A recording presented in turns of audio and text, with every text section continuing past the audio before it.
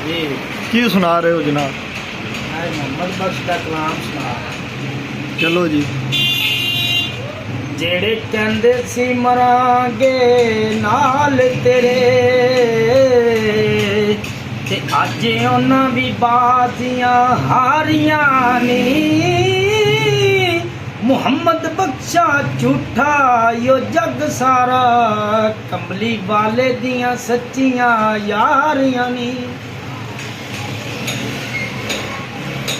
ਤੇ ਕਹਿੰਦੇ ਨੇ ਭਾਈ ਭਾਈਆਂ ਦੇ ਦਰਦ ਵਡਾਉਂਦੇ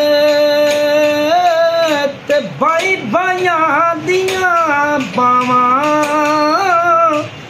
ਬਾਪ ਨਸਰ ਦੇ ਤਾਜ ਮੁਹੰਮਦ ਤੇ ਮਾਵਾਂ ਠੰਡੀਆਂ ਛਾਵਾਂ।